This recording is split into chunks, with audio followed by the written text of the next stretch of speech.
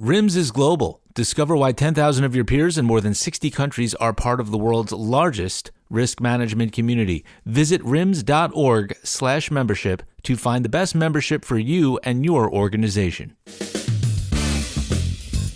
Coming to you from RIMS headquarters in New York, this is RIMScast, the official podcast of the Risk and Insurance Management Society.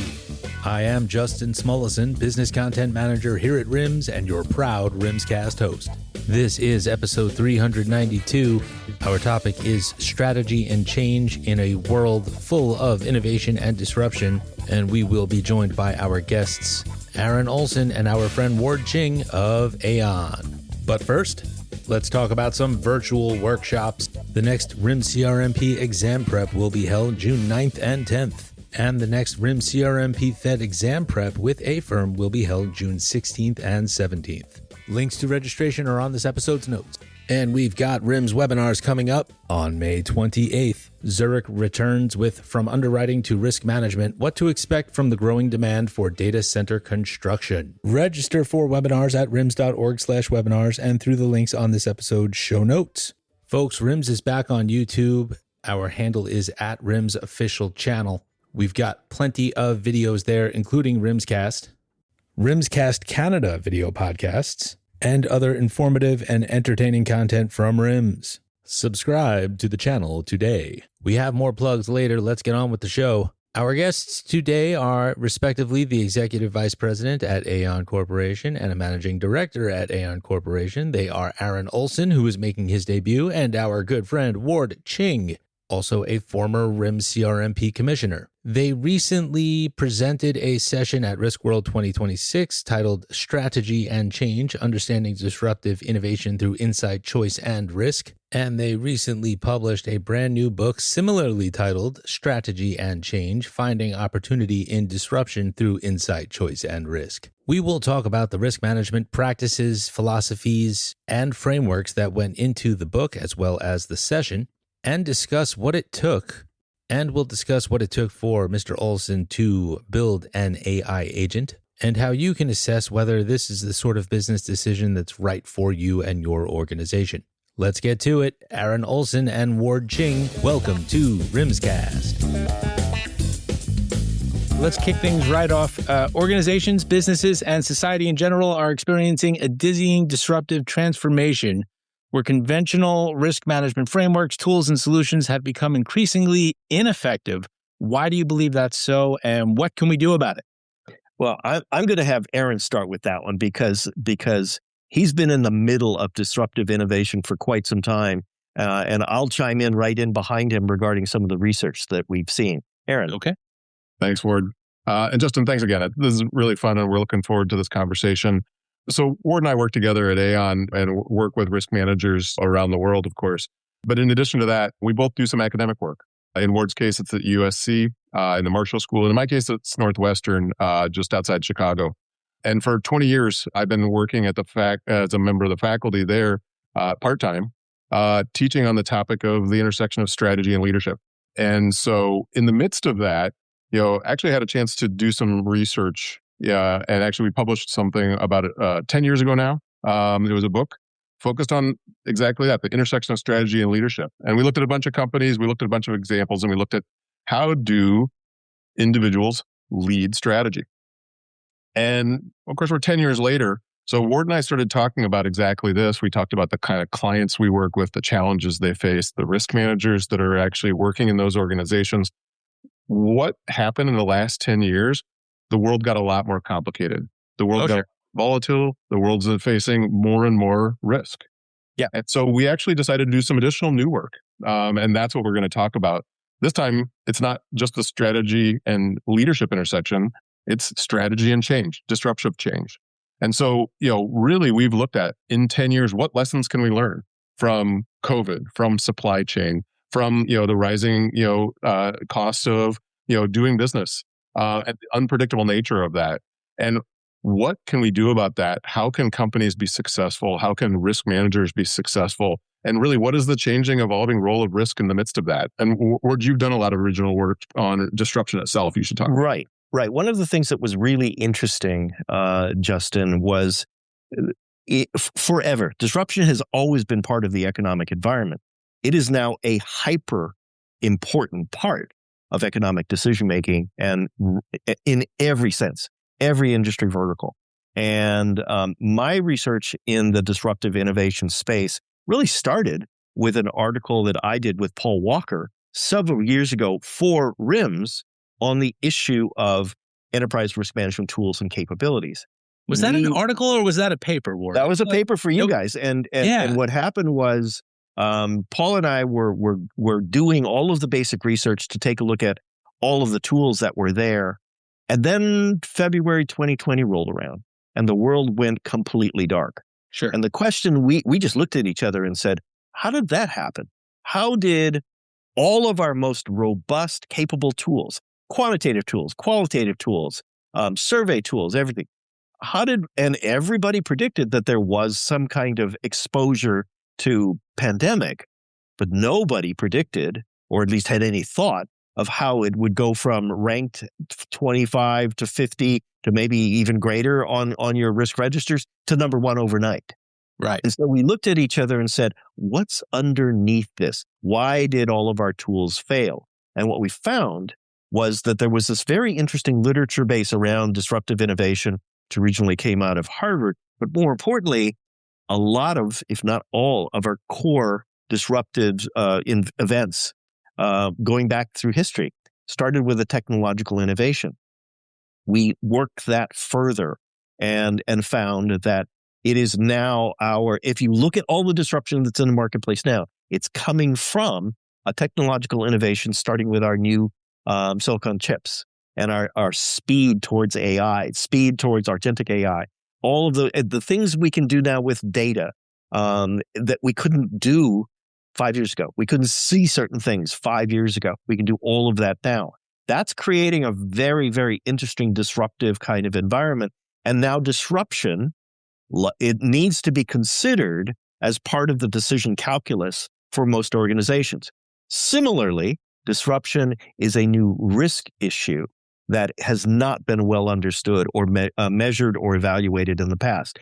That's what we were really trying to look at. So in the book and in the discussion that we are going to have further, we're going to be looking at it from several different perspectives. And how is disruption creating advantage? How is disruption creating new opportunities? How is it changing the way we think about risk management, and risk mitigation? Now, where does the concept of polycrisis come into all of this, or is it just interwoven in with it? Yeah, Aaron, that's yours. Well, one of the things we really uncovered as we started to get into this is if you go ahead and go back 10 years ago, any given year, any given day, your average executive was maybe dealing with one crisis, one issue coming at them. I think you'd be hard pressed to find an executive, that would actually say so today. You come into the office or you dial in, you come on to Zoom, every day, you're probably dealing with 2, if not 3 simultaneous, challenges, and that actually has a compounding effect. So Ward already mentioned technology as an accelerant. It's also an amplifier, and the combination of speed and severity actually means that, organizations deal with an external environment that has multiple concurrent risks going on. And then you have internal execution risks, and they too are more complicated too. Like, let's just take AI. Sure. That's externality, but also inside. You have all kinds of new risks that are being surfaced as AI is actually changing workflows, processes, even the nature of people's jobs and work. That is just a level of complexity that we have not had to deal with in most of our professional lifetimes. Right. And most of the tools that we use to mitigate those risks are now obsolete. Could you name a couple of those without ruffling any feathers? Is there like, for example, a heat map? Nobody can claim that they created the heat map, and if they do, then they're not going to like this episode. But if it was a heat map, is there something like that there where you could delve into? When you look at something like a heat map, it is point specific. Mm-hmm. You look at various risks along a series of axes. Sometimes you have axes in the middle of the heat map itself. Some people argue that's materiality thresholds. Some argue that it's just decorative. But the point is, these point-specific numbers or these locations don't actually answer the question, so what do you do? I understand where the risk might be on a frequency and severity scale or a likelihood scale. But if I were the CFO looking at the low, high, I would be asking the question, what investment do I have to make to move something that is extraordinarily high and perhaps not even insurable space into someplace more acceptable? So those types of comparative static tools actually don't give you enough information to make significant decisions, especially now, as Aaron's pointing out, that a problem may have adjacencies around it that impact a decision, but it needs to be broader in terms of its context, broader in terms of its execution. And a lot of those tools that we have don't work anymore. Let's take a quick break and talk about all the fantastic RIMS events coming up in 2026. The 2026 Florida RIMS Educational Conference will be held July 28th through August 1st, once again at the lovely Ritz-Carlton in Naples, Florida. A link to the event is on this episode's show notes. And you can register now for the second annual RIMS Texas Regional Conference, which will be held August 10th through the 12th at the wonderful Grand Hyatt on the San Antonio Riverwalk. Advanced rates available through June 5th. The 11th annual Chicagoland Risk Forum will return to the old post office on Thursday, September 24th, 2026 in Chicago, of course. Visit chicagolandriskforum.org for more information. The RIMS Western Regional Conference will be held October 4th through the 7th in Seattle, Washington. Registration is open and you can also submit a session. Visit RIMSWesternRegional.com and the link on this episode's show notes for more information. And save the dates, October 18th through the 21st. We will be in Quebec City to celebrate the 50th live RIMS Canada Conference. Booth sales are already open, and early bird registration will open in June. Visit rimscanadaconference.ca for more information, and also remember to check out rims.org/Canada for our spin-off show, RIMScast Canada, hosted by National Conference Committee Chair Aaron Luconi. And it is official, the RIMS-CRMP Conference 2026 will be held November 18th and 19th in Columbus, Ohio. More details to follow on rims.org. And now let's return to our interview with Ward Ching and Aaron Olson. So we are back. And Aaron, earlier you mentioned that you built the strategy agent at Aon. And I think that's fascinating for a lot of reasons. One of the things that I think is on the minds of our audience is not just about the agent, but what it took to build it, what sort of resources you had, what sort of team you had. I was wondering just what does it take to get to the point of completion? Yeah. So, Justin, I'm happy to share how this came about. And I think this is actually where we're all headed. Yeah. So when you talked about team, you're looking at the team. It was a one-man team? Oh, yeah. And if another term I'm going to introduce, is vibe coding, right? So if you haven't already, you're going to hear about, it used to be you didn't have developers and they would code tools that we all use. What I'm going to describe was just actually taking an idea and actually a routine that Ward and I have been doing for years, and actually realizing that an agent could actually start to do some of that work for me. So let me describe how that worked. Sure. So just to set the context here, as you already mentioned, Ward and I have been working together for a couple of years. On the academic side, we did write this book, and we had to sort of codify some of the work that we do with our clients. So there are some frameworks. And so one of those frameworks, we actually turned into a simple worksheet. I use it all the time for preparing with clients. It's an analysis tool. What is going on in terms of that client's industry? What are some of the key issues they need to deal with? And then what are some of the insights, decisions, and risks that we want to bring for discussion? What occurred to me as I've started to look at these agents is I don't have to do all that myself anymore. So to be really practical, I'm a ChatGPT user. There's other tools out there like Claude, but there's the ability within ChatGPT to actually create what's called a custom GPT. Mm-hmm. So I went in, I did that. There's a set of instructions that it asked me, to do. Don't think of that as coding. That is just guidance, and writing that out along with the worksheet, which I just actually loaded up into it. And then a few ways to actually construct prompts. We've all actually done prompts, right? Prompt engineering is, what is a good question to ask? Well, I preloaded some good prompts. And so now this, which we call the strategy and change diagnostic, is an agent that Ward and I and others can use to actually go in and say, I've got this client that is this. I'm actually, wanting to solve, have this kind of conversation. Here's some of the situations that we're focusing on. Here's some of the disruptive changes. It might be supply chain. It might be AI. It might be tariffs. It might be a hard market. What are the things that I should be thinking of? What are the things that we should be focusing on? It then comes back with a lot of the work that I would have done to think that through myself. And it's pulling on the logic that I taught it, but it's actually pulling real-time information from the internet. It can actually go out without me even asking and pull the latest 10K, and actually draw in that information to get some of the strategy and financial criteria of that are relevant to that situation. Amazing. Well, I would have assumed that you had a whole team of people working for months on end, but it doesn't sound like that was the case at all. No, it would have been. And today we're in a different role. Sure. Yep. Right. The other thing is that he can change the persona of the agent. So if he's looking at it from one point of view, he can look at it from a different point of view or a competing point of view. And all three of those or all four of those will generate additional insights as to what the client issues might actually be. Now, Aaron, how long did it take you to do this? I did this over a weekend, and then I refined it by trying it out with some real situations. Yep. Humble brag right there. I think this is the future for all of us. Yeah. Over a weekend in Norway when I had a layover.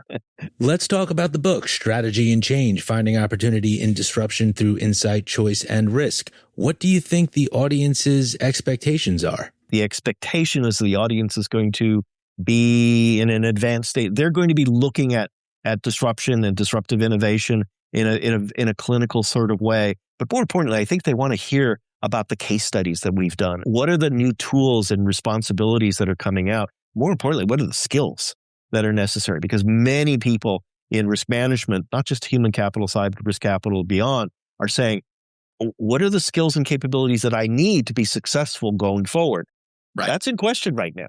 And so that's one of the, I'm sorry. That's a big issue. And what is the impact of AI? What is the impact on data analysis, on the types of things that I need to do? Should I be a coder? Should I be an actuary? Should I be an engineer? What should it look like? And the answer is yes. You need to be all of those going forward. Because one of the, if we want to call it editorial strategy shifts here at RIMS, kind of mirrors that. It's not just about identifying the risk. It's how can I leverage it to do my job better, or what do I need to know now to enable me to succeed later? It can't just be about the what, it's got to be about the why and the how. And that sounds like that's the sort of thing you're going to be tackling. We will take one more quick break. I want to tell you about the openings and the deadlines for various Spencer Educational Foundation grants.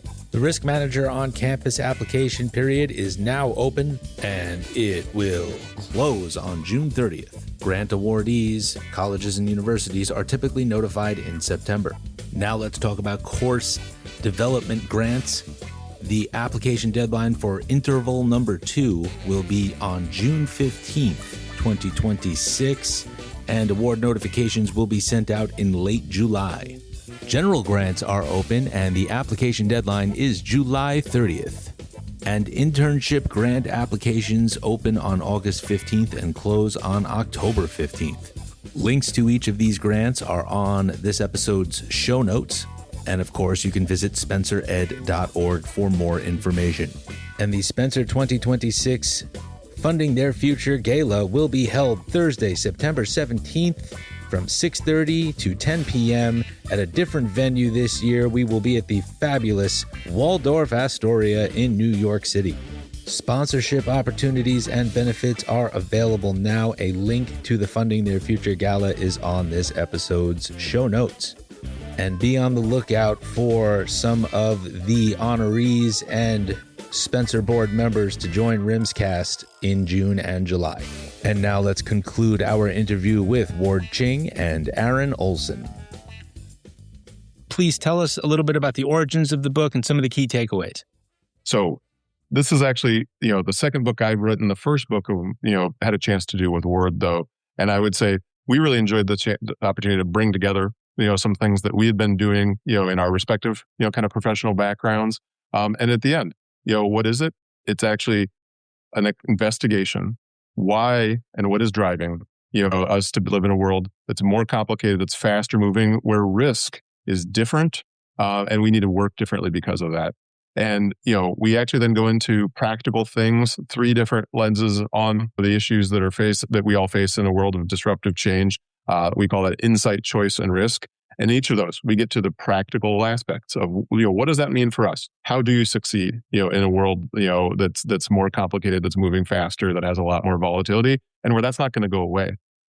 We do use a lot of case examples. So, there are some real organizations that we look at. What happened to GE over the last decade? How did they actually, navigate, changes in their industry? How did S&P 500, S&P Global actually sort of evolve from a very different business a decade ago? They were McGraw-Hill, the publisher. These are real companies that have faced real challenges, and they've taken proactive approaches, that have evolved the way they do business. And then we bring that down to individuals and how you lead through, that kind of change. So, there's a lot of practical things. We've mentioned a few tools that we use, coming out of it.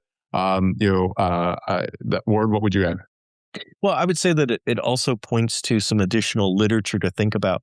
Clayton Christensen, for example, at Harvard, did a lot of very interesting work associated with the innovator's dilemma, in which he was asking the question, how do organizations that have been innovative throughout their lifespans, how is it that these organizations, when they even continue to be innovative, fail? And it has a lot to do with the disruptive elements in the marketplace. And so it raises the question how you, in risk management, can help the organization think slightly disruptively to help the organization push through some of the biases or barriers that might cause it to have difficulties going forward. The whole issue of understanding disruptive innovation is part of the new toolkit that the next generation of risk professional, irrespective of where they are going to have sharpened up and have a strong acumen around in order for them to really help their organization succeed going forward. So that's where some of the more subtle elements of the book are really in place. We also really talk about this notion of an ecosystem. We're in a risk ecosystem now, as opposed to just separate, distinct property, casualty, well-being, all that sort of stuff. They're not in separate locations. They're in an ecosystem, and the data is showing us how they interact with each other. So new skills, new capabilities, new perspectives are highlighted in the book.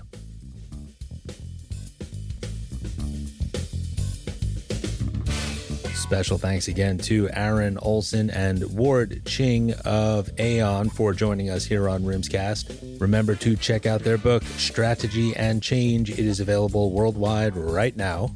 And if you are looking for their slides from their RISKWORLD 2026 presentation, open up the RIMS Events app and go to the Attendee Service Center. Also visit rims.org/ASC. Navigate over to their names and you should be able to find it. And be sure to check out the links on this episode's show notes for the past appearances of our friend Ward Ching. And now I want to speak about a topic near and dear to my heart, sponsorships. You can sponsor a RIMScast episode either on our publicly facing weekly show, that's this show, or with a dedicated episode. RIMScast has produced special episodes for JB Boda, The Hartford, Alliant, Zurich, Highwire, AXA XL, Prudent Insurance Brokers, High Trust, and Aon. Links to sponsored episodes are on our show notes. RIMScast has a global audience comprised of risk and insurance professionals, legal professionals, students, business leaders, C-suite executives, and more. Let's collaborate and help you reach them. Contact pd@rims.org for more information. Let's talk about RIMS membership, folks. Become a RIMS member and get access to the tools, thought leadership, and network you need to succeed. Visit rims.org/membership or email membershipdept@rims.org for more information. And let's also talk about Risk Knowledge. This is the RIMS searchable content library that provides relevant information for today's risk professionals. Available materials include RIMS executive reports, survey findings, contributed articles, industry research, benchmarking data, and more. For the best reporting on the profession of risk management, check out Risk Management Magazine. This is the Society's official quarterly digital publication. It is written and published by the best minds in risk management. My name is Justin Smulison, Business Content Manager here at RIMS. Please remember to subscribe to RIMScast on your favorite podcasting app. Email us at content@rims.org. Practice good risk management, stay safe, and thank you again for your continued support.